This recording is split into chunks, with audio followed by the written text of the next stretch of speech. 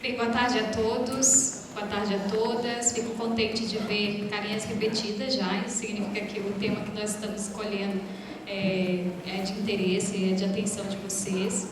A palestra de hoje, ela também faz parte do nosso programa de educação do usuário, e a gente desenvolve esse projeto com o objetivo de torná-los aptos a terem autonomia no processo, no percurso acadêmico de vocês, né?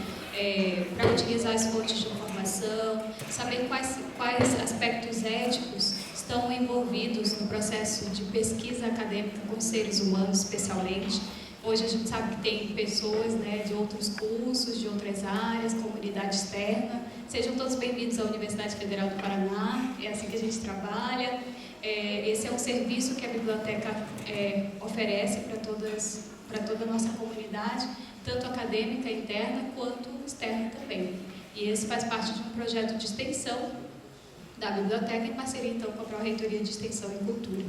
Todos os certificados são fornecidos por lá. Então aqui tem a Fabiane, e eu, sou a Cristiane, somos bibliotecárias de referência aqui dessa unidade, do setor de ciência da saúde. E a gente oferece então essas capacitações para a nossa comunidade. Hoje a gente vai falar então sobre, essa é a palestra da doutora Paula, sobre integridade e ética da pesquisa científica do plágio acadêmico. Então a Paula é doutora em Ciência da Informação pela Universidade Estadual Paulista, Júlio de Mesquita Filho, na linha de pesquisa, produção e organização da informação, foi bolsista Fulbright CAPES, do Programa de Estágio de Doutorando nas Ciências Humanas, Ciências Sociais, Letras e Artes, na The Information School, University of Washington, nos Estados Unidos, sob supervisão do professor Joseph Thames. Mestre em Ciência, Gestão e Tecnologia da Informação pela UFPR, é bacharel em Biblioteconomia com habilitação em Gestão da Informação pela Unesp. É professora colaboradora do Programa de Pós-Graduação em Gestão da Informação da UDESC, e também da UDESC, né, o bacharelado. E bibliotecária da Universidade Federal do Paraná. Seus principais interesses de pesquisa são as seguintes temáticas: organização do conhecimento, epistemologia da organização do conhecimento, comunicação e produção científica, Family Search e Family Search Index. Muito obrigada, Paula, a gente já agradece desde já, mas depois a gente faz outros agradecimentos.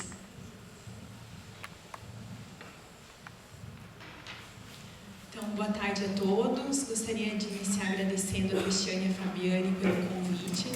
É sempre um prazer compartilhar, né, um pouco do que a gente sabe, do conhecimento que a gente constrói ao longo dos anos. Então, para iniciar, eu gostaria só de contextualizar, né, de que contexto eu venho, por que falar do plágio acadêmico, né? Eu trabalhei durante 10 anos na Biblioteca de Ciências Jurídicas, foi de lá que veio muito do meu interesse nessa área. Eu vou falar como pesquisadora e bibliotecária, não como jurista, né? Vou tocar nas questões legais, mas rapidamente, né, vou falar muito mais do plágio relacionado à integridade da pesquisa mesmo, né? Quais são os tipos de plágio, o que é o plágio. Muitas vezes na academia, né, quando nós estamos iniciando, nós temos algumas dúvidas, né? Isso que eu estou fazendo, da forma como eu estou escrevendo, é plágio, não é? Como me protejo com relação a isso, com as minhas pesquisas? Então eu trouxe aqui uma agenda, alguns conteúdos que eu vou trabalhar hoje com vocês.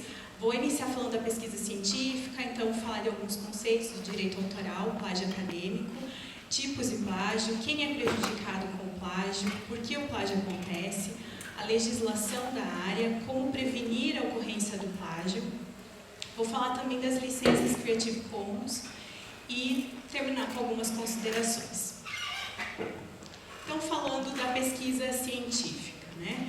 O que é a pesquisa científica? É uma atividade básica da ciência, né, para a construção do conhecimento. Parte de um problema, de uma indagação, e para a construção dessa pesquisa nós utilizamos instrumentos, né? A pesquisa é um instrumento teórico-metodológico para construir o conhecimento. A pesquisa tem várias finalidades, né? Eu tracei algumas delas, segundo a professora Leila Bufren. Então, a primeira delas é a produção de conhecimento novo e relevante. aqui nós já vemos, né, alguma relação com o plágio. Isso é conhecimento novo, né? Eu não posso me apropriar, né, do que alguém já apresentou como novo. Eu posso sim fazer o uso e indicar a autoria, né? E a gente vai falar um pouco sobre isso mais para frente. A pesquisa também tem como finalidade demonstrar a existência ou a ausência também, né, de relações entre fenômenos e novas teorias, novos conceitos, o estabelecimento da consistência entre um conceito e uma teoria, né? Então o pesquisador, à medida que ele vai escrevendo e quando inicia sua pesquisa, ele precisa tomar posição, né? Eu sigo essa teoria ou não, eu vou apresentar uma nova teoria, uma inovação. E, por fim, ali o desenvolvimento de novas tecnologias ou demonstração de novas técnicas. Aqui, como nós estamos, né, na área da saúde, novos medicamentos, vacinas e assim por diante. A professora Leila Bufren é uma pesquisadora que é aqui da Federal do Paraná, uma professora aposentada, e ela trabalhou durante muito tempo com pesquisa. Eu fui aluna, né, dela de metodologia, e ela apresenta também essa questão das dimensões da pesquisa, e aqui entra a quarta dimensão, que é a questão ética, né? Que é tão importante e totalmente relacionada em algum aspecto com a integridade da pesquisa e com o plágio, né? Então, ética com relação às fontes de informação, com relação ao anonimato, muitas vezes, né, quando nós trabalhamos com seres humanos, seja numa entrevista, seja uma observação, independente do tipo de pesquisa, e também com relação aos direitos autorais. Além disso, né, a pesquisa visa essa demarcação do espaço de contribuição do conhecimento, uma construção de conhecimento e o uso de metodologias adequadas. Então, contextualizando a questão da pesquisa, né, nós vemos a importância, né, dessas finalidades, dessas dimensões. E para nós, então, nos aproximarmos um pouco mais para falar do plágio acadêmico, eu trago primeiro o conceito de direito autoral e algumas questões relacionadas ao direito autoral. Então, a propriedade intelectual, ela representa as obras, né, que nós produzimos, seja um artigo, seja um livro, um poema, um quadro, né? Ou até mesmo uma patente, um novo medicamento, assim por diante. Dentro da propriedade intelectual, nós temos dois conceitos importantes, duas áreas, que é o direito autoral e a propriedade industrial. Hoje nós vamos falar do direito autoral, né, mais relacionado à produção científica, aos livros, né. A propriedade industrial, ela protege as patentes, né, as inovações mais técnicas. Então, o direito autoral, ele teve origem lá no século XV, com a invenção da imprensa, né, por Gutenberg, e foi no século XVIII, ali XIX, que surgiram as normas jurídicas de proteção do direito autoral. Aqui eu cito duas, que são duas das mais importantes, né? A Convenção de Paris de Direito Industrial e a Convenção de Berna de Direitos Autorais, que são extremamente relevantes, estudadas até hoje, consideradas, né, pelos estudiosos de direito autoral. Esse surgimento das questões sobre o direito autoral, o direito autoral, na verdade, surgiu no contexto de Revolução Industrial, da Revolução Francesa. Então, quando estavam sendo consideradas que as obras literárias, artísticas e científicas, somadas, então, à liberdade de expressão, que era algo muito importante naquele momento, elas representavam certos aspectos dos direitos humanos, né? Então, foi nesse contexto que começaram a surgir essas discussões sobre o direito autoral. Então, como eu falei antes, o direito autoral, ele protege a obra intelectual reproduzida. Então, ali como exemplo, livros, artigos, poemas, e tutela a comunicação de ideias. Ele estabelece a sua proteção a partir da identificação do autor ou autores. Então, o que isso significa? A obra só será protegida se for possível ser identificado um elo entre o autor e a sua obra, desde que você consiga comprovar que aquela obra, aquela ideia é sua, né, que ela esteja de alguma forma registrada. Aqui é bem importante estabelecer essa diferenciação entre o direito moral e o direito patrimonial. Então, o direito autoral ele é formado por essas duas modalidades, né? Então, vou falar um pouquinho mais o que seriam, né? O direito moral autoral são direitos irrenunciáveis e inalienáveis do autor. Então, você não pode escrever, por exemplo, um texto e eu escrevo um artigo científico, entrego para a Fabiane e digo, não, agora você é a autora do texto. Não, eu sou autora, eu tenho direito moral e ele é eterno, né? Mesmo após a morte, a autoria continua sendo daquele que produziu aquele documento, aquela obra de arte, né? E assim por diante, uma música. Então, esses direitos eles são inalienáveis, não pode ser vendido, o direito moral não se vende.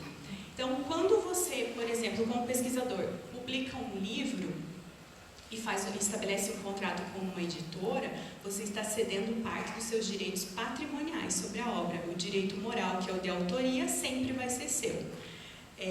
Então, o direito patrimonial ele consiste no direito de uso, gozo e disposição do bem intelectual. E ali, esses professores, eles falam, né, o professor Marcos Wachowski, que é professor aqui na Universidade Federal, e o professor Costas, então eles dizem que a publicação de um livro, por exemplo, por meio de uma editora, ela garante ao autor o recebimento de pelo menos 5% do valor da venda. Pode ser mais, dependendo do contrato que é feito com a editora. Dentro do direito patrimonial, nós temos um conceito importante de domínio público, que provavelmente vocês já devem ter ouvido falar, né? Então, o autor escreveu a sua obra, faleceu. Quando do seu falecimento, a partir do dia 1º de janeiro do ano subsequente do seu falecimento, começam a contar 70 anos que os herdeiros podem gozar dos direitos patrimoniais daquela obra. Depois desses 70 anos, completos esses 70 anos, a obra cai em domínio público, o que aconteceu com vários autores, né? Machado de Assis, por exemplo, Monteiro Lobato, acho que recentemente a obra. Então, se ela está em domínio público, o que é possível, né? Após esse tempo, a obra ela é livre para sua reprodução, seu uso por qualquer pessoa, né? Então, você pode baixar a obra do seu computador, por exemplo. Existe um portal, domínio público no Brasil, que tem a obra do Machado de Assis. Você entra lá, você consegue fazer o download do livro para fazer a leitura, você não paga, né, por isso. Nesse quadro, é bem interessante, que é de um professor da UFSC, que trabalha com as questões de direito autoral e plágio, para resumir um pouco essa diferença entre o direito moral e o direito patrimonial que eu falei antes. Então, o direito moral não é possível transmitir para ninguém, como eu falei no início, né? O patrimonial, sim, com condições. A duração dos direitos morais é eterna, já dos direitos patrimoniais como eu falei antes, dos 70 anos após o falecimento, né, do autor. Então, isso é bem importante para o pesquisador saber, principalmente, né, no momento que você vai publicar uma obra sua em uma editora e assim por diante, né? Algumas vezes o direito autoral é visto como algo que restringe o acesso à obra, quando na verdade o reconhecimento dessa autoria quando o autor cria algo, ele está buscando um diálogo, né? Uma comunicação com a comunidade para a qual ele está publicando aquele material. Então, se é uma literatura para as pessoas em geral, se é um livro da área médica, né? Para os seus pares e assim por diante. Então, o direito autoral ele deve ser mantido como forma de reconhecimento, pensando lá naquelas questões que eu mostrei lá no início, né? Da pesquisa, da criação do conhecimento. O conhecimento ele é produzido a partir de um conhecimento anterior, né? Cada um vai colocando seu tijolinho e auxiliando para que uma área evolua. Então, o direito autoral não é algo que enclausura a obra intelectual, mas ele se impossibilita e, na verdade, exige, né, o reconhecimento por aqueles que publicaram antes de você, né? E ele não impede ou dificulta essa difusão do bem intelectual. Os professores fazem essa afirmação, né, que o direito autoral deve ser mantido como meio, na verdade, como meio de difusão e acesso ao bem intelectual pelo público, e que esse fator, né, fará com que ele seja reconhecido como bem portador de valores culturais e passe a integrar, então, o patrimônio cultural de um povo. Então, apresentados, né, esses conceitos, essa diferenciação entre o direito moral e patrimonial, a gente já pode falar um pouco sobre o plágio, mais especificamente o plágio acadêmico, né?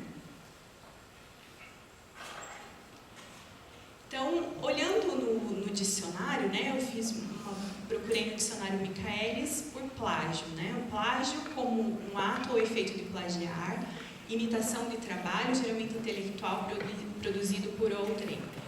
E ali na primeira definição ele fala que é o ato ou efeito de plagiar. Então fui, né, dar uma olhada o que é plagiar, né, com 3 definições e até alguns exemplos. Então, primeiro, apresentar como de autoria própria uma ideia ou obra literária, científica ou artística de outrem. E ali fala, né, para concluir seu doutorado, uma pessoa plagiou teses estrangeiras. A segunda definição, também utilizar obras de outra pessoa como fonte sem mencioná-la. Plagiou alguns trechos de sua dissertação, parafraseando autores diversos sem nenhuma indicação de autoria, né, de citação. Fazer imitação sem originalidade, né? Nos seus shows plagiou vários comediantes. Então, não necessariamente é só, né, num documento escrito, mas também numa apresentação artística. Então, o plágio, e aqui eu concordo com os professores, é uma questão ética, né? É basicamente uma questão ética que consiste, então, no ato de você tomar para si algo que não é seu. É roubar algo de alguém, né? No caso aqui, a autoria é uma obra intelectual que foi produzida por uma outra pessoa. E ele é a apropriação indevida, então, pode ser de um texto, de uma música, de uma pintura ou qualquer outra obra, nos quais o usurpador assume a autoria, omitindo deliberadamente os créditos para o autor original.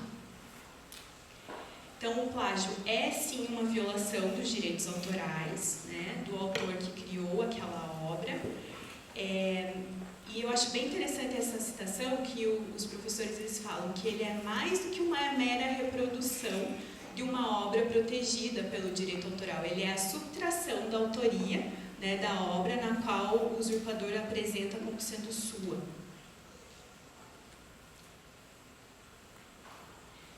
Ele pode ser tanto uma violação do direito autoral quanto de propriedade industrial, né? E daí no caso da propriedade industrial, quando se trata da usurpação da ideia, uma ideia original de outra pessoa, que teria aplicação técnica, por exemplo, para gerar uma patente, né?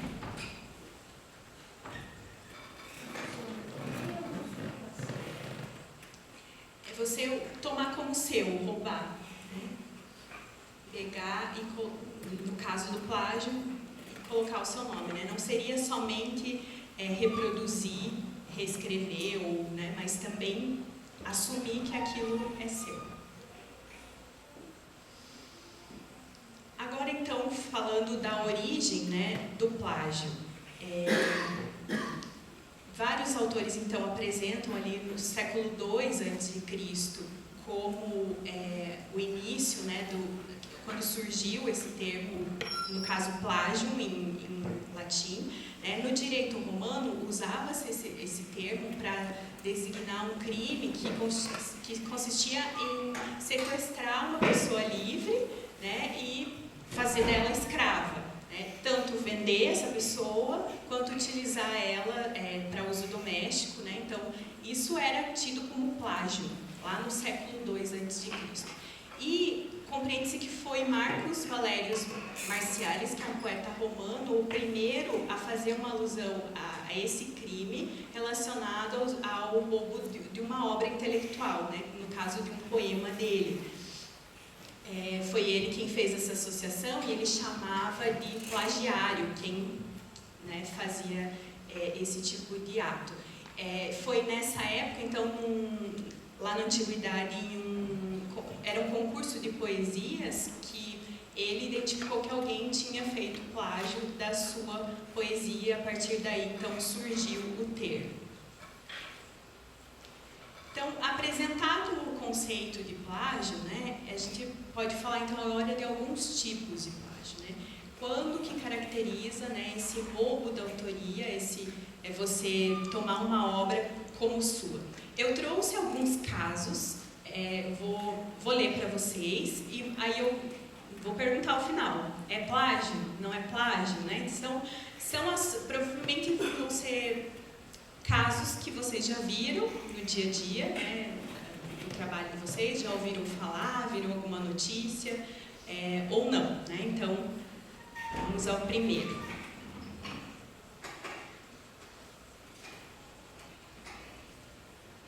Então, nesse primeiro caso, eu tenho um aluno, ele está escrevendo sua monografia, e como seu prazo de entrega está próximo, ele percebe que não conseguirá finalizar a escrita.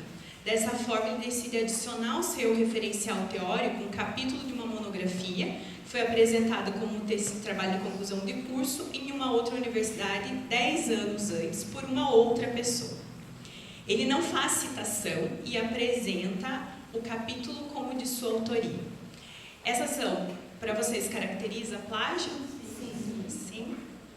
Sim, caracteriza plágio, né? E é um plágio do tipo total, integral ou direto. Tá? E aí, só explicando um pouquinho, a minha apresentação está muito baseada em 2 livros, né, de plágio acadêmico. Eu vou deixar no final referência, indicação para vocês. Um deles já está disponível, ele está disponível online, né, ele é aberto para ser baixado. O outro, o professor está fazendo algumas revisões e também vai disponibilizar, então vocês vão poder ter acesso. Conforme cada autora, às vezes muda a nomenclatura, às vezes aparece um novo tipo, né? À medida que a tecnologia muda, ou os nossos modelos de avaliação da pós-graduação, da pesquisa, né, mudam também, vão surgindo novos tipos. Então, essa classificação dos tipos que eu trouxe é conforme 2 autores, que daí eu mostro para vocês, né, ao final. Então, o plágio total, a obra é reproduzida por inteiro, né, seja uma imagem. Então, aqui poderia ser um exemplo, eu pegar uma imagem, procuro lá no Google por plágio, pego uma imagem, coloco na minha apresentação e não cito a autoria, né, também é um tipo de plágio. Né? Então, eu estou tomando como minha uma obra, né? Então, aí é bem importante também essa questão. E na pesquisa como, por exemplo, na área de ciências da saúde, usa-se muito imagens, então é bem importante que sempre seja citada a fonte. Às vezes você não teve a intenção, né? Você está fazendo lá uma apresentação rápido e você coloca a imagem para ilustrar, mas é importante sim você colocar o link, né? Se é de um banco de imagens, existem bancos de imagem gratuitos, você colocar, né, a atribuição de onde você tirou aquela informação. Desculpa, se você não encontra a referência, coloca ponto de conhecido? Se for na internet, geralmente pelo menos o link de onde você tirou tem, né? Claro que você às vezes não tem a garantia de que aquele site seja dele mesmo, né? Então, às vezes é melhor não usar, dependendo, né? Usar uma outra que você tem. E os bancos de imagens são uma boa forma de conseguir imagens, por exemplo, né? Que vai te dar uma segurança maior, porque lá eles dizem já como que você cita aquela imagem, já facilita o seu trabalho. Então, o plágio total, integral ou direto, talvez alguns de vocês, docentes, pesquisadores, já viram nas suas universidades. Às vezes o professor vai para uma banca, a monografia às vezes no todo é plágio, né? Já aconteceu aqui na universidade mesmo. O segundo caso, o pesquisador consulta e lê vários textos sobre o seu tema de estudo. Ao iniciar a escrita de um artigo, ele escreve com suas palavras, faz paráfrase, as ideias extraídas dos textos que leu. Ele não faz indicação de autoria dos textos originais por meio de citações. Ele cometeu plágio?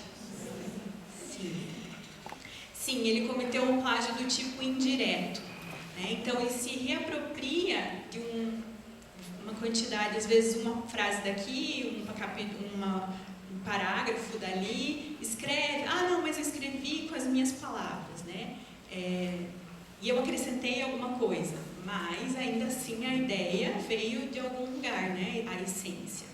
Então, escrever de forma diferente, sem fazer citação, sem fazer referência, usar como sua também é plágio. Uma aluna de doutorado lê um artigo e se interessa por algumas citações feitas naquele documento. Ela copia as citações indicando as fontes originais em forma de citação sem usar o APUD, mesmo sem tê-las consultado. Você acha que ela cometeu plágio? Tem dúvida? Que eu não senti muita firmeza agora, hein?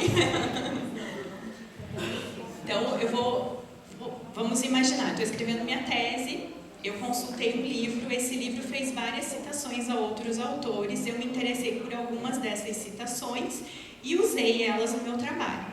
Eu faço referência à fonte original, não ao livro que eu tenho em mãos.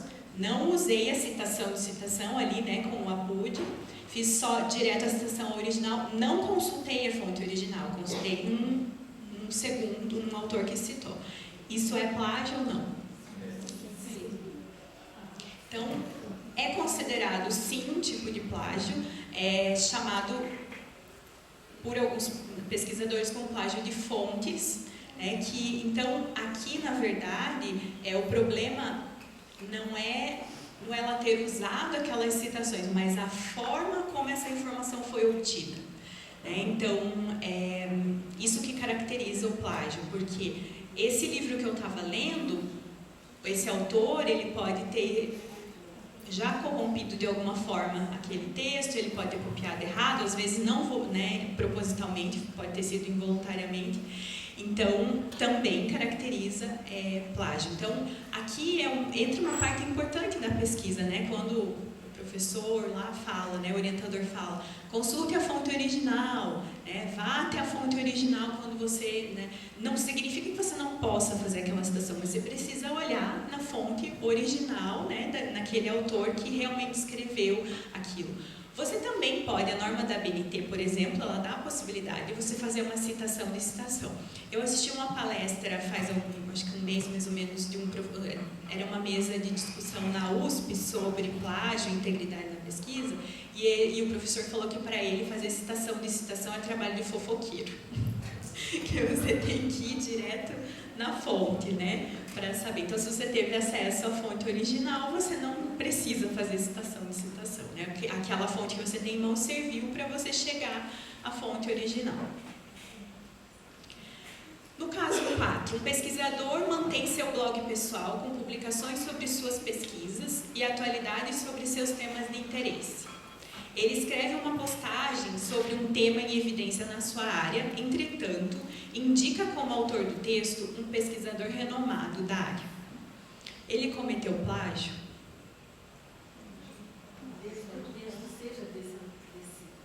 Nesse caso não é. O texto é de quem mantém o blog. E aí ele pegou e colocou o nome de um outro pesquisador. Então, nesse caso, sim, é plágio, chamado plágio invertido. Por que alguém faria isso? Talvez vocês estão, né, se perguntando. Porque... Eu posso sim. Então, o pesquisador ele tem um blog. Blog, às vezes, para divulgação científica, para manter contato com seus pares. E ele escreve um texto para publicar no seu blog sobre um assunto que está em evidência, só que ele não é uma autoridade naquela área. E aí ele quer, nesse caso, ele poderia ser para obter mais acessos ao seu blog.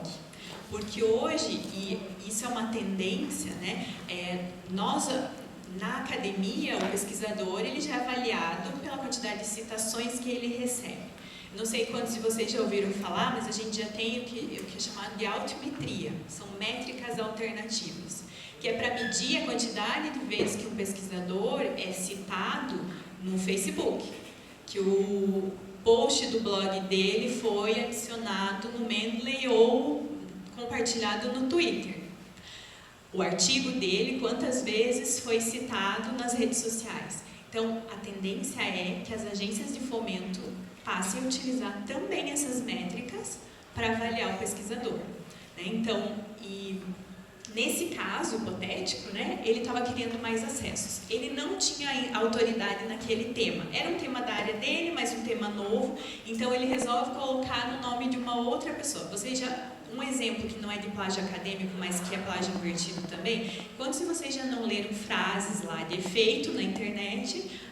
É do Luiz Fernando Veríssimo. É da Clarice Lispector. Quando, na verdade, não é. Né? São frases que alguém colocou e colocou sob a autoria daquela pessoa. Então, isso também é um tipo de plágio invertido, não acadêmico, né? Mas é um tipo de plágio invertido. Ficou claro? Esse eu assim, não conheço nenhum caso real, né? Mas existe nos livros, né? A maioria dos livros de plágio já indica esse tipo de plágio invertido, né? Que é você, então, criou um documento e atribui a uma outra pessoa. Mas no Facebook está cheio de gente que coloca as frases, né? Sim. E se fosse uma coisa... E que muitas vezes não é, né? Nós introduzimos o próprio Eu acho que até coloquei um exemplo aqui no final de um texto nesse sentido, que uma aluna compartilhou. Acho que tem um exemplo sim, depois eu vou mostrar para vocês.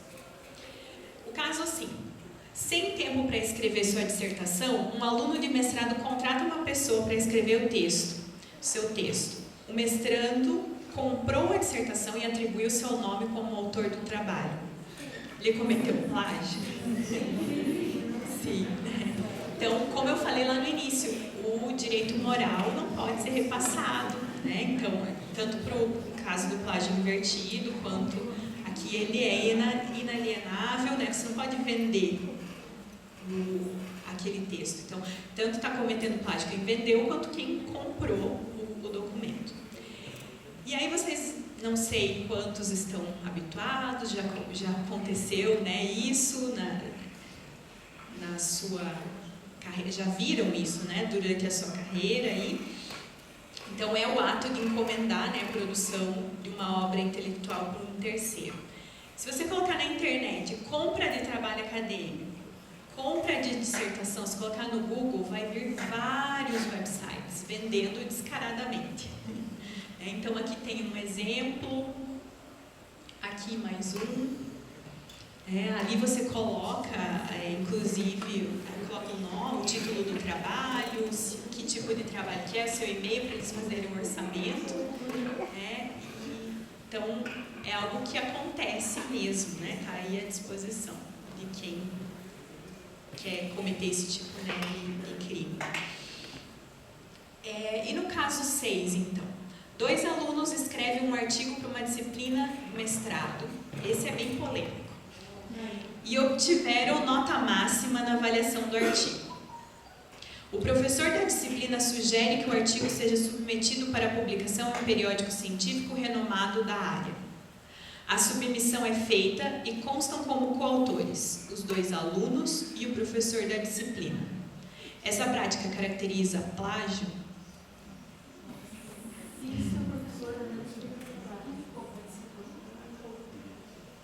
Caracteriza plágio, sim. Mas só o professor. Oi? Mas só o professor. Não, ele é um plágio consentido. O aluno está consentindo que o professor, de colocar o nome do professor, né? Então, são dos 2 lados também. Tá? Eu não vou saber dizer para vocês assim, se for para um caso judicial, né, se for levado para a justiça, o que vai acontecer? Eu não tenho esses exemplos, como eu falei lá no início, né? Não sou da área jurídica. Mas existem exemplos nesses 2 livros, inclusive, que eu vou passar para vocês. Então, porque o que acontece? A gente falou lá no início da questão do direito moral, né, que é inalienável. Você não pode passar para uma outra pessoa, né? Então isso está na lei, né? Então, se o professor não contribuiu, e aqui e aí eu estou colocando a minha opinião, é algo que é colocado por esses autores também que eu utilizei, revisão não é autoria, tá, gente? Professor, nesse exemplo que eu coloquei, os alunos obtiveram a nota máxima, então pressupõe que nem revisão, né, nem teve nada ali, no máximo uma vírgula, alguma coisinha, né? Então, assim, claro que é uma linha muito tênue, né, até onde que vai, né, mas é preciso ter muito cuidado com isso. E por que isso tem acontecido muito? pelo nosso modelo de avaliação da pós-graduação, da pesquisa no Brasil, que é pelo produtivismo extremo, né? Produzir, produzir, produzir, e a CAPES avalia o programa se o aluno produz com o professor, daí o professor tem 5 orientandos, né? Ele não vai ter tempo de escrever um artigo com cada orientando naquele ano, então acaba, uma coisa vai levando a outra. E aqui como exemplo, né, eu coloquei uma dissertação de mestrado que após a defesa seja publicada em coautoria entre o orientador e o orientando, né, também seria, porque afinal uma dissertação ela tem uma autoria, né? E aí de repente você divide em vários os capítulos em artigos e publica com o seu colega, com o professor, com o orientador, com o co-orientador. Então a literatura coloca que sim, é um tipo de plágio, é o plágio consentido. Mas há controvérsias. Há controvérsias, porque dependendo do tipo da orientação, a produção de ambos. É do professor e do mestrando, principalmente no nível do mestrado. No doutorado, até o aluno é mais autônomo, né? Tem mais autonomia. Mas, muitas vezes, o processo, o projeto é concebido e ainda desenvolvido, né, o projeto de dissertação, em conjunto com o orientador. Então, as ideias compartilhadas é uma coautoria. Então, cada caso deve ser analisado. Eu concordo com você, e assim, mesmo na literatura é colocado, e como eu falei, é ainda uma questão polêmica, né, que é, com certeza, se for, por exemplo, para a justiça, qualquer caso de plágio é bem delicado de ser resolvido judicialmente, né, esse especialmente é muito mais complicado, né. Eu sou professora, né, no mestrado, né, e geralmente os professores colocam um artigo do aluno o seu nome do doutorado, né? Então, alguns colocam, eu sempre coloco isso no lugar, porque mesmo que você tenha uma grande participação, é o trabalho do aluno mesmo. Uhum. E aqui eu até vou colocar no final, né, algumas questões assim, plágio, é questão de uma conduta na pesquisa, né, o que é realmente, porque assim, se nós formos olhar na legislação mesmo, né, de direito autoral, não tem todas essas especificações, né, então são questões que muitas vezes precisam, as regras do jogo precisam estar traçadas quando o aluno entra, né, na pós-graduação, ele saber como que funciona, o que pode ser feito, não só o aluno como o professor, quais são as regras da instituição com relação àquilo também, né? E o último caso então, pressionado pelo sistema de avaliação da pós, um professor, ao escrever um artigo científico, copia 3 seções de um artigo de sua autoria, publicado anteriormente. Ele não faz citação ou menção às publicações anteriores e acrescenta apenas uma seção inédita ao artigo. Essa prática caracteriza plágio, mesmo o trabalho sendo de sua autoria? Então, é o que nós chamamos, né, hoje de autoplágio, e o ponto de interrogação é porque há muita discussão, né? Ele não consta na legislação, não é previsto como um crime, né, o autoplágio, mas muitas universidades, muitas instituições de pesquisa colocam como uma conduta, né, relacionada à integridade ética da pesquisa, né? Claro que isso tem muita relação com a necessidade da produção, produzir, né? Muito, mas o autoplágio então consiste, né, em reutilizar total ou parcialmente textos de sua autoria, reapresentando-os como novos. Tem áreas que você vai ver mesmo artigo publicado em 3 revistas, né? No direito isso acontecia muito mais antes, hoje não tanto, mas já aconteceu bastante. Você vê o mesmo artigo, né, em revistas diferentes, em anos diferentes, ou assim, por exemplo, você está fazendo lá a sua tese e começa a ler o trabalho do pesquisador, você sabe que aquele pesquisador é importante na área, vai ler todo o material dele, quando você vê, ele tem 10 artigos, mas é tudo a mesma coisa, né? Não mudou muita coisa, não tem muita inovação, e isso é um grande problema, né, da ciência no Brasil. Se você apresenta um trabalho trabalho no congresso. E você ainda está desenvolvendo aquele trabalho. E você aprende lá e apresentar ele no outro congresso. Né? Isso seria um autoplágio? Ou precisaria mudar uma coisa daquele trabalho para apresentar no congresso? Então, nesse caso, é uma ótima pergunta, porque assim, a gente sempre precisa saber quais são as regras do jogo. Por exemplo, vai acontecer 2 congressos no Brasil, na minha área nesse ano, e eu vejo que a minha pesquisa interessa para os 2 congressos. Muitos congressos já deixam específico lá nas regras de submissão que eles aceitam produções que vão ser apresentadas em outro congresso. Por que isso acontece às vezes? Porque geralmente é porque é um tema muito novo na área. Isso aconteceu nesse ano na área de dados de pesquisa. No Brasil tem 2 congressos e os 2 deixam em aberto a possibilidade de você publicar nos 2. Por quê? Porque para você ter a oportunidade de apresentar para a sua comunidade as 2 vezes. O que é importante nesse caso é você dizer, você pode colocar uma nota de rodapé lá no seu trabalho. Um outro exemplo você apresentou, e os congressos servem para isso, né? A finalidade do congresso científico é você ir apresentar uma visão inicial da sua pesquisa, o início, os primeiros dados. Claro, depois de um artigo de congresso ele pode virar um artigo científico. Mas lá no artigo científico é importante que você faça a citação à sua publicação anterior.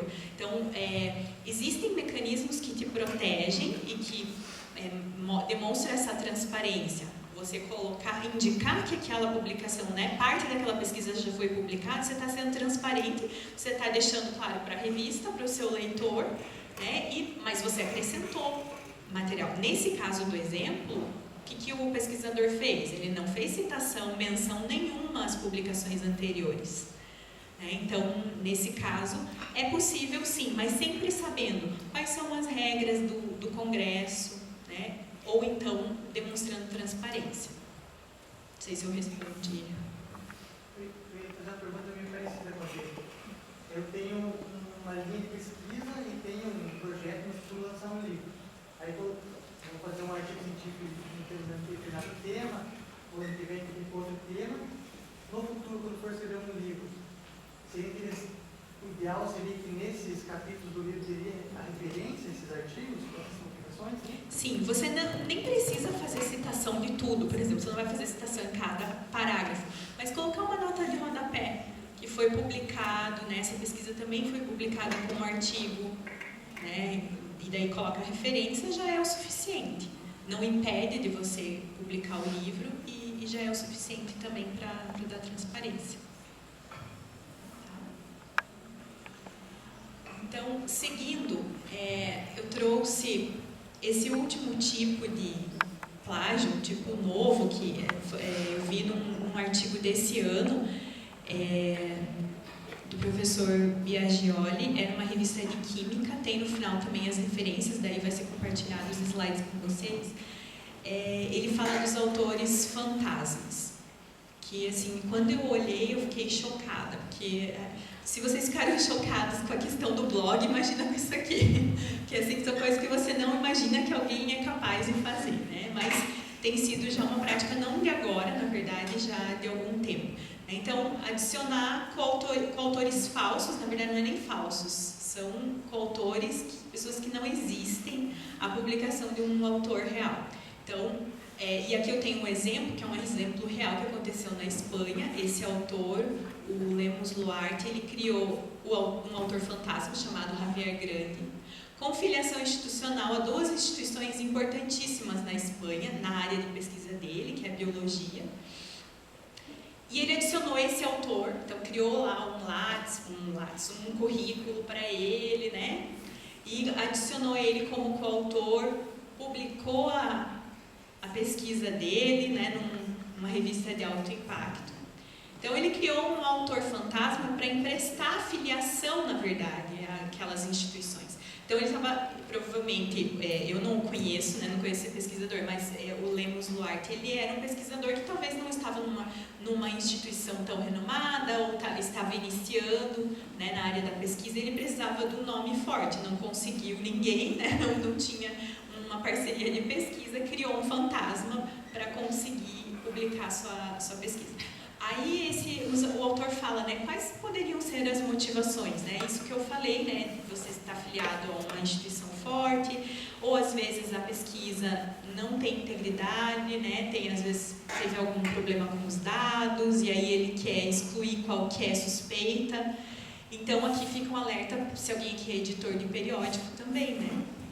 Muitas vezes é importante você olhar quem são os autores que estão enviando, submetendo artigos para a sua revista, né? Então essa aqui para mim foi uma das mais chocantes dos últimos dias. Então agora, quem é prejudicado, né? Se nós formos pensar, quem se prejudica com o plágio? Primeiro, o próprio autor, né? No momento de roubar o texto, talvez ele nem tenha essa consciência, mas isso o prejudica porque ele não está aprendendo a ser pesquisador, não está contribuindo com a ciência, né? A instituição a qual o autor está afiliado, né, também, no caso dos autores fantasmas, né, aquela instituição vinculada ao autor que ela criou, né? O destinatário, seja numa disciplina o professor, uma editora, o avaliador de uma revista, o estudante.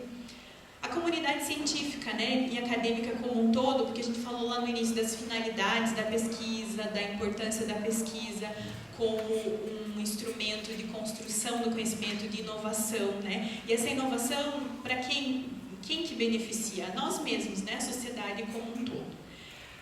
A própria estrutura do ensino e pesquisa é prejudicada, né, e a ciência como um todo. Eu acho bem importante essa reflexão que os professores fazem. Eles dizem assim, que para o plagiador não interessa gerar qualquer prejuízo aos interesses do outro autor. Interessa a obtenção de vantagem devida mediante prática dolosamente fraudulenta ou, no mínimo, de um desleixo incompatível com quaisquer boas práticas. Então, assim, quando uma pessoa, às vezes lá, pegou só uma citação que não é dela e colocou, às vezes ela está pensando em tirar vantagem, né?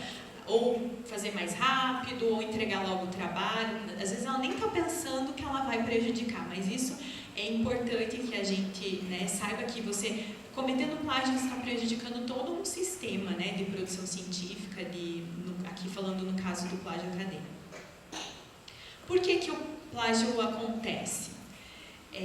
Esse autor, ele fala, dá alguns, né, exemplos, lista alguns motivos, né? Conhecimento produzido parte do que já existe, né? Mas o plágio pode acontecer simplesmente por descaso, por desconhecimento técnico ou negligência do redator no uso das fontes de informação. E aqui, quando nós falamos especialmente de aluno de graduação, a gente percebe, né, eu como bibliotecária, no dia a dia também como docente, a gente percebe que o aluno não vem preparado para fazer pesquisa, né? Às vezes não é nem pesquisa, mas um simples trabalho acadêmico, o aluno não sabe como fazer uma citação, né? Então é desconhecimento mesmo, e se essa cadeia de erro, né, não for quebrada ali no início, vai até o final, até quando ele for docente, né? Então precisa ser combatido, e como isso pode ser feito, né? Seja por meio dos docentes, como a Cris falou no início, nós temos o programa de educação continuada de usuários do sistema de bibliotecas, e se vocês têm percebido, semanalmente tem tido capacitações em diferentes bibliotecas, são ações voltadas para essas questões de integridade da pesquisa. Então, quando a gente faz um curso de como utilizar o Mendeley, para mostrar como você vai salvar suas fontes, relacionado à questão das fontes. Como fazer uma citação, referência, né, a mesma coisa. Do ORCID, lá na Humanas tem sido feito muito também, para mostrar como que você faz o seu currículo, né, de forma ética, de forma íntegra. A facilidade de acesso à informação eletrônica também potencializou, né, a questão do plágio. O uso dos recursos de edição de texto, né, copiar e colar muito fácil, né, qualquer descuido pode levar ao plágio. Falta de tempo, né, até o professor fala da questão do aluno que trabalha, né, o dia todo, que estuda à noite, muitas vezes acaba justificando dessa forma.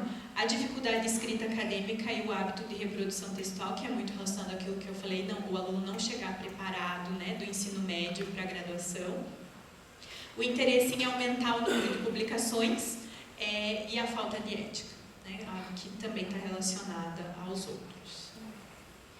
Agora, falando um pouquinho da legislação, rapidamente, a Constituição, nossa Constituição, ela prevê, deixa eu passar aqui, ela contempla os direitos de autor no capítulo destinado aos direitos fundamentais do cidadão, no artigo 5º, inciso 27º, diz assim: aos autores pertence o direito exclusivo de utilização, publicação ou reprodução de suas obras, transmissível aos herdeiros pelo tempo que a lei fixar. Então, está previsto, né, na legislação a proteção da obra por meio dos direitos autorais, da propriedade industrial.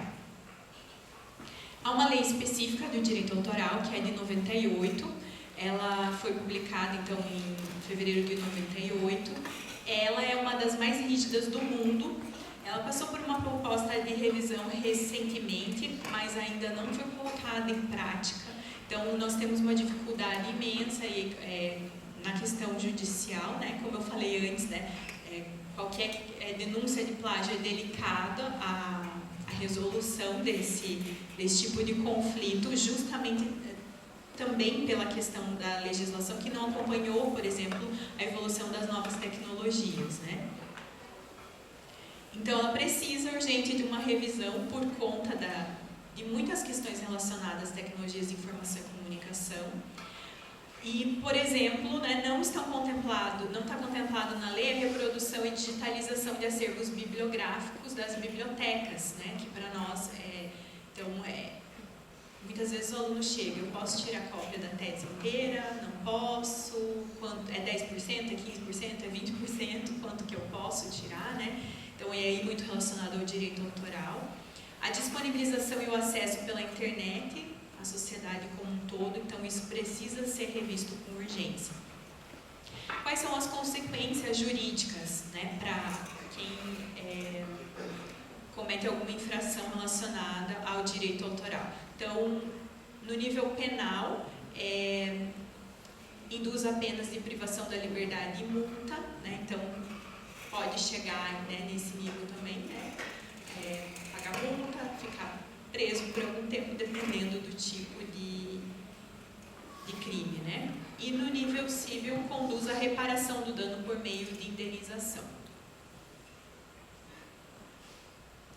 Então, a violação dos direitos autorais, ela pode acarretar algumas sanções de ordem administrativas, né, cíveis e penais.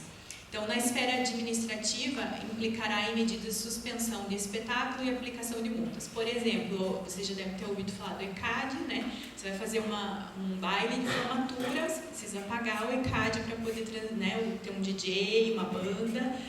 Do contrário, pode ser suspensa a sua festa, né? Se tiver uma fiscalização naquele momento, pode ser suspensa, você tem que pagar multa. Na esfera civil, a violação implicará em medidas judiciais de apreensão das contrafações, interdição de representações e reparação de danos morais. Por exemplo, nas universidades, os famosos xerox, né? Tem lá a salinha da reprografia. Já aconteceu na universidade, né, de ter apreensão da pasta do professor, porque lá tinha textos, o livro inteirinho para o aluno, né, tirar xerox. Então, também é uma infração de direito autoral, você disponibilizar a cópia de um livro que está protegido por direito autoral, que é comercializado por uma editora na íntegra. Por quê? Porque a nossa legislação é uma das mais rígidas, né? Então, que ainda não prevê essa questão, né? Não está bem claro lá para a questão do uso acadêmico, qual a quantidade que você pode disponibilizar. E na esfera penal, a violação implicará em detenção de 3 meses a 1 ano ou a multa àquele que violar o direito autoral. Então, por exemplo, no caso de uma empresa de reprografia que tem ali as pastas, eles podem recolher tudo, né, e multar também, né, a instituição. Então, relembrando que o plágio é uma forma de violação do direito autoral do autor da obra, é considerado crime no Brasil, e ali da questão da pena que eu já falei, né? Então é algo sério que deve ser, né? A gente deve ligar o alerta aí, principalmente para quem tem orientandos, né? Para o pesquisador em si, professor ou aluno.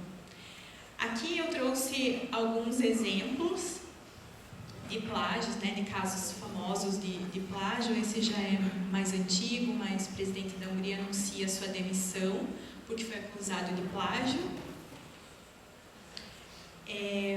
Esse aqui é aquele que eu falei, eu acho que do plágio invertido, que a aluna, ela compartilhou um texto num grupo da faculdade e daí, depois de um tempo, o texto estava sob a autoria do Luiz Fernando Veríssimo, e aí foram perguntar para ele disse que não era dele o texto, né? Então, e aí no fim a menina foi reconhecida como autora do texto.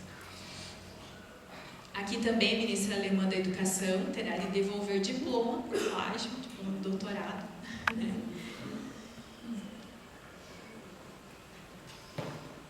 Aqui é um texto bem interessante, né, sobre a questão ética editorial. Os intelectuais também têm que fazer referências bibliográficas. Era uma crítica ao Zygmunt Bauman, porque ele também foi acusado de plágio, e daí ele quis dizer que ele estava num nível que não precisava fazer citação mais.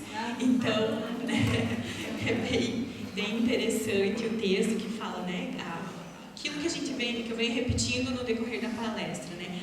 Conhecimento é uma construção em cima, né, a partir daquilo que já foi construído anteriormente. Tem também o caso do ministro do STF, Alexandre de Moraes, quando ele foi, né, nomeado ministro, que aí também foi indicado que em 2 livros, né, ele tinha cometido plágio em 2 de seus livros. Então, figurinhas, né, conhecidas, né, que a gente já aconteceu, que dirá nos corredores, né, da universidade, se não acontece também. Como que nós podemos, então, prevenir a ocorrência do plágio? Eu trouxe aqui algumas indicações também aqui do professor Marcelo. Primeiro, conscientização ética. E isso é papel da universidade, né, já que nós estamos na universidade, papel da escola, papel da universidade, conscientizar as pessoas, né, de que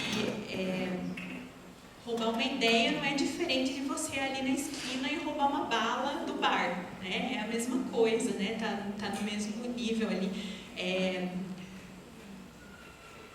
Atualização das formas de solicitação de trabalhos acadêmicos. Aí aqui ele faz uma orientação para os professores, ele como docente coloca um pouco essa questão de, muitas vezes, num curso de graduação, o aluno tem 5 disciplinas no mesmo semestre e para cada disciplina ele tem que produzir um trabalho, um artigo. Por que muitas vezes os professores não tentam se unir, às vezes uma disciplina de metodologia com uma outra disciplina para ter um único trabalho? Ele fala que às vezes a pressão, né, da quantidade de trabalhos acaba levando a isso também, principalmente ao autoplágio. Então, como uma reflexão, né? A capacitação metodológica, e aí entra a questão das disciplinas de metodologia, é importantíssimo, né, para demonstrar como a pesquisa é feita, demonstrar essas questões éticas, como fazer uma citação, não só falar dos filósofos lá atrás, da criação do conhecimento, mas também na prática. Como eu faço uma citação? Como que eu construo uma introdução para o meu trabalho, né?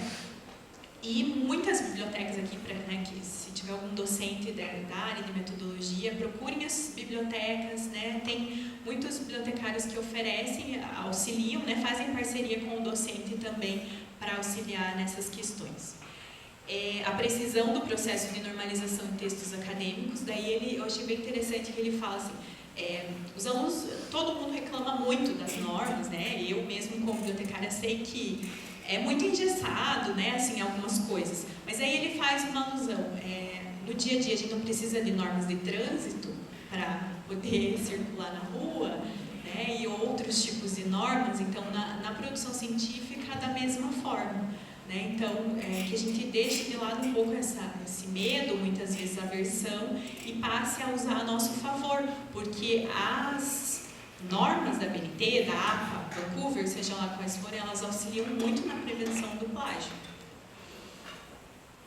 O uso de programas de detecção de plágio, né, que existem tanto pagos quanto gratuitos, e aí serve tanto para os docentes quanto editores. A institucionalização de políticas, de uma política normativa. Esse eu achei bem interessante, foi discutido bastante também na palestra da USP. Eles citaram como exemplo nas universidades estrangeiras, principalmente as americanas, quando o aluno entra, ele precisa, ele meio que concorda, né, faz um contrato com a instituição, ele concorda com um código lá de conduta ética. E ali ele já tem uma orientação de como ele deve agir com relação às suas pesquisas.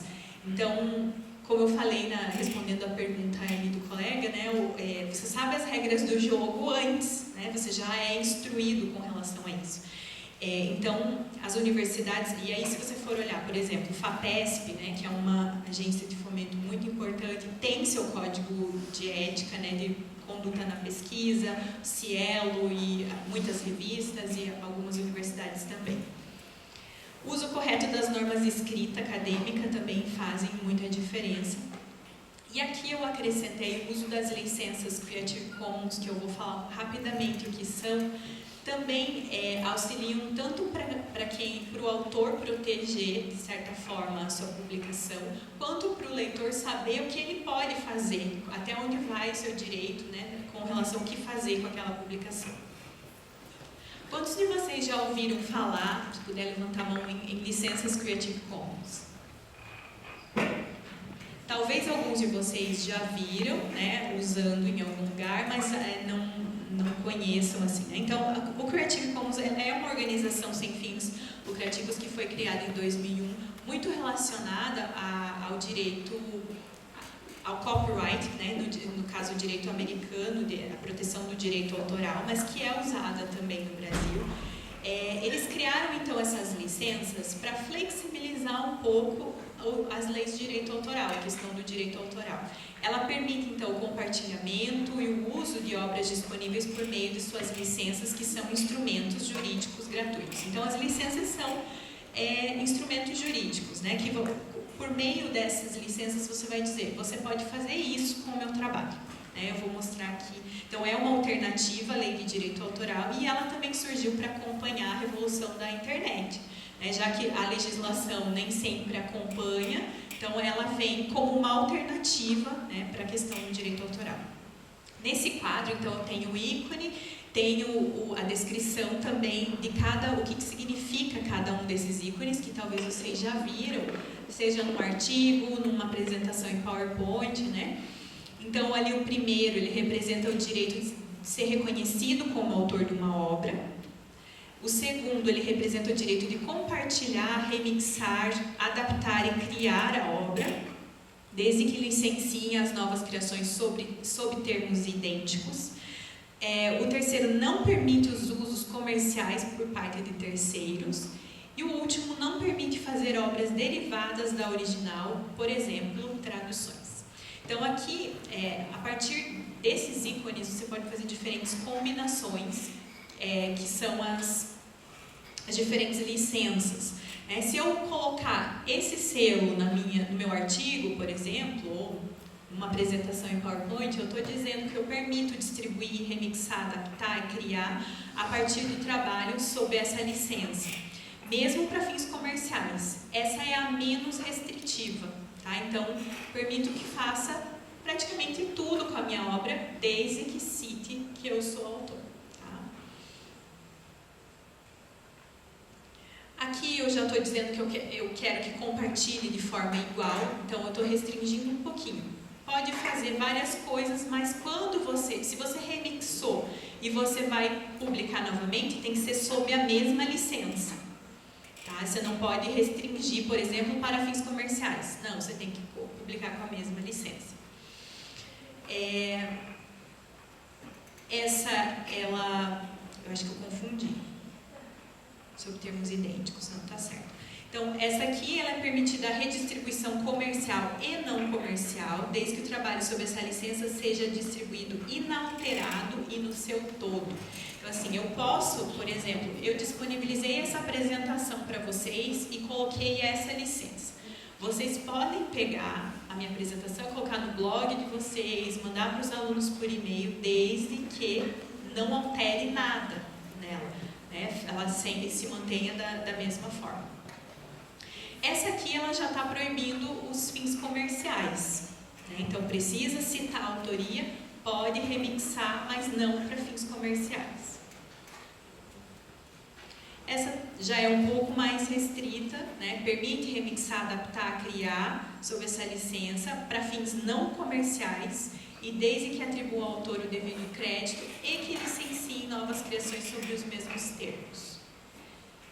E essa é a mais restritiva de todas, é não comercial e tem que manter igual, né? como a obra original. Como que eu vou usar essas licenças? Então, como eu dei o exemplo, eu faço uma apresentação e eu coloco lá, eu vou até a página do Creative Commons, copio o ícone da licença que mais se adequa à minha obra e coloco em algum lugar dos slides. No caso, eu costumo colocar sempre no primeiro slide, indicando, nesse caso é a menos restritiva, que você pode utilizar, sempre indicando a autoria. As revistas científicas, muitas delas, especialmente as de acesso aberto, né, elas têm utilizado as licenças Creative Commons, até porque para ela ser de acesso aberto, ela precisa ter uma licença aberta, né, a mais aberta possível. Então, aqui eu trouxe um exemplo de uma revista, acho que é da Fiocruz, né, essa revista, então ali embaixo tem a indicação, né, do tipo de licença, que também é a mais flexível. Então, agora chegando às considerações finais. O que eu devo fazer se o meu trabalho foi plagiado? Então, eu eu compartilhei essa palestra em algumas turmas, principalmente curso de nutrição, em parceria com a professora Márcia, e no final sempre vem algum aluno me perguntar, me contar um caos e me perguntar o que eles fazem, né? Então, assim, como eu falei, não sou advogada, né? Não tenho autoridade para dizer exatamente o que você tem que fazer com relação aos meios jurídicos. Mas eu posso te dizer que você deve se certificar de que é realmente um caso de plágio, né? Primeira coisa, ter certeza absoluta disso, que alguém, né, te plagiou. Você pode procurar o comitê de ética na universidade. Em algumas universidades tem até grupos específicos para essas questões, né? Eu coloco aqui a questão do comitê de ética da instituição a qual você está vinculado. Se você não está vinculado a nenhuma instituição, se você quer tirar dúvidas com relação à parte jurídica, consulte, né, um advogado para esclarecer essa sua dúvida. E aí, essas questões que eu apresentei, muitas delas, né, talvez ali os tipos de plágio, é má conduta, é plágio mesmo ou é os dois, né? São questões que ainda estão sendo discutidas, que a gente deve também sempre ter bastante atenção com relação a isso. Existem, como eu falei anteriormente, formas de prevenir o plágio. A Universidade Federal do Paraná tem esse manual de normalização dos documentos, né, científicos, que é um instrumento muito voltado para a questão das normas, mas como a questão da citação e referência é uma das partes principais para você se prevenir do plágio, para você fazer uma boa produção científica, mas indicando, né, da onde vem aquilo que você está escrevendo, é uma boa fonte de consulta para todos vocês. A gente está atualizando agora esse manual e provavelmente ele vai vir com um capítulo tratando do plágio, né, com algo mais específico também. Como eu falei antes, o programa de educação de usuários, né, tem várias ações, não só que partem de nós, mas também sob demanda. Então, se tiver algum docente que quer chamar alguém para ir para a sala para ajudar na parte de metodologia, na parte de citação, entre em contato conosco. Todas essas ações, elas são voltadas, né, para o uso ético das fontes, tanto para a forma, né, também, e o que nós chamamos das competências informacionais, que é auxiliar o pesquisador, o aluno, a reconhecer quais são as fontes que têm autoridade na sua área, né? Hoje a gente fala tanto em notícias falsas, né? Então, esse programa tem como busca esses objetivos. Aqui os 2 livros que eu falei, do professor Marcelo, do professor Marcos Wachowski e do professor Costa. O segundo ali, desse do lado direito, ele está disponível online na íntegra. Tá? Esse primeiro ele é mais didático, né? Tipos, como evitar, né? Muito do que eu apresentei aqui hoje. O segundo tem uma parte mais conceitual, mas são vários capítulos, também é bem interessante. Aqui eu listei alguns softwares de detecção de plágio, alguns que são pagos, outros que são gratuitos. Eu particularmente nunca usei nenhum deles, não posso dizer assim, qual é melhor, né? Ou não. Sei que o CrossCheck é um dos mais conhecidos, né, na área, principalmente para editor científico, muitas universidades têm utilizado. Então, essa é a apresentação que eu gostaria de fazer hoje. Deixar claro, falei um pouco, né, de algo que eu passei, né, de uma experiência pessoal, mas que vocês tenham cuidado, tanto para que os trabalhos de vocês não sejam, né, roubados, usurpados, mas também tenham cuidado no reconhecimento, né, daquelas pessoas que vocês estão citando, com as imagens, que é algo que tem sido bastante comum das pessoas não citarem, e aqui, com relação às imagens, muitas vezes é por desconhecimento, né, e não proposital, né, por falta de ética. A Fabiane vai abrir agora uma página ali. Nós gostaria de pedir para vocês avaliarem o evento de hoje. Vocês vão acessar esse endereço, www.mente.com,